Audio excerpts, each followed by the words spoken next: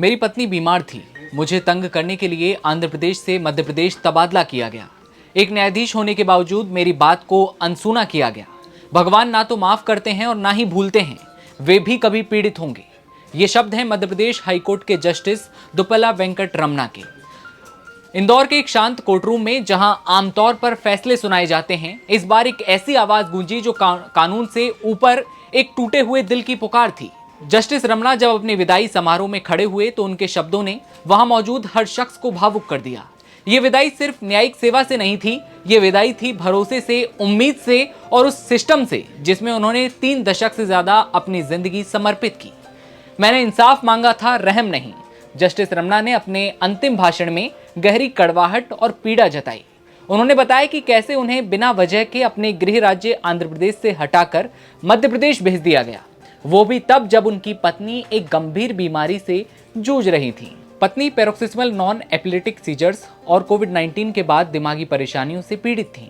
मैंने सिर्फ इतना कहा था कि मुझे कर्नाटक भेज दिया जाए ताकि उनका इलाज संभव हो सके, लेकिन मेरी विनती पर कोई विचार नहीं हुआ। इंदौर में आयोजित समारोह में रमना ने कहा कि 2023 में गृह राज्य आंध्र प्रदेश से गलत इरादे के चलते उनका ट्रांसफर मध्य प्रदेश हाईकोर्ट में किया गया। सुप्रीम कोर्ट से अनुरोध करने पर भी उनकी बात नहीं सुनी जाती। उन्होंने सुप्रीम कोर्ट को 19 जुलाई और 28 अगस्त 2024 को अपनी याचिकाएं भेजी, लेकिन कोई उत्तर नहीं मिला, ना कोई स्वीकृति और ना अस्वीकृति, सिर्फ सन्नाटा। जस्टिस रमना ने जजों और बार के सदस्यों के सामने कहा कि ऐसा लगता है कि मेरा तबादला आदेश गलत इरादे और मुझे परेशान करने के लिए किया गया। मुझे मेरे गृह राज्य से ट्रांसफर कर दिया गया था। मैं उनके अहंकार के संतुष्ट होने के लिए खुश हूं। अब वे रिटायर हो चुके हैं। ईश्वर ना तो क्षमा करता है और ना ही भूलता है।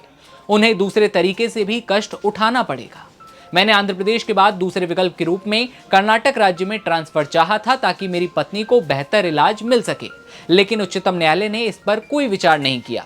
मैंने सोचा था कि एक जज के तौर पर मुझे कम से कम एक मानवीय दृष्टिकोण से देखा जाएगा, लेकिन मैं बहुत निराश और दुखी हूं। उन्होंने इस बात को भी माना कि उनका करियर संघर्षों और कड़वे अनुभवों से भरा था, जिसमें षड्यंत्रकारी जांच भी शामिल थी। उन्होंने कहा कि मेरे परिवार ने चुपचाप पीड़ा सही, लेकिन सत्य की जीत होगी। इतना ही नहीं, उन्होंने मार्टिन लूथर किंग जूनियर के शब्दों का हवाला दिया, किसी व्यक्ति का मापदंड ये नहीं कि वो सुविधा के क्षणों में कहां खड़ा है, बल्कि ये कि वो चुनौती के समय कहां है। जस्टिस रमना के शब्दों में वो पीड़ा जो कोई न्यायाधीश शायद ही कभी सार्वजनिक रूप से व्यक्त करता है, एक ऐसी पीड़ा जो हमें ये सोचने पर मजबूर करती है कि जब न्याय देने वाला खुद इस तरह के हालात से गुजरा हो तो ये सिस्टम आखिर किस दिशा में जा रहा है। तो ये थी कहानी जस्टिस रमना की। जब विदाई समारोह हुआ तो उनका दर्द साफ तौर पर झलक कर सामने आया कि उनकी पत्नी बीमार थी, उसके बावजूद उनका ट्रांसफर किया जाता है। वो अपनी याचिकाएं भेजते हैं, लेकिन उनकी कोई सुनवाई नहीं होती, ना कोई स्वीकृति दी जाती है और ना ही कोई अस्वीकृति, सिर्फ सन्नाटा। ऐसे में इस खबर पर आपकी क्या राय है, कमेंट सेक्शन में बताइए। और देश दुनिया की तमाम खबरें सबसे पहले देखते रहने के लिए आप बने रहिए नवभारत टाइम्स के साथ।